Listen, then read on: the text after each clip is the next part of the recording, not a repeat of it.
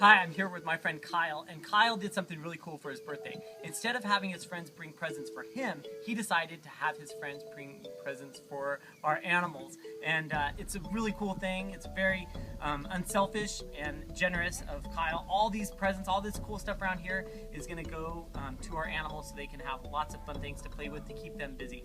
Why'd you decide to have your friends bring presents for the animals instead of yourself? Because I got a lot of presents for my birthday, and I had more toys from all the other birthdays and Christmases I had, so I didn't want to have too many toys. So I just figured that the animals would have some more toys to play with. I think that was a great decision, a super nice thing to do, super cool. Give me 5. Awesome. Thanks, Kyle.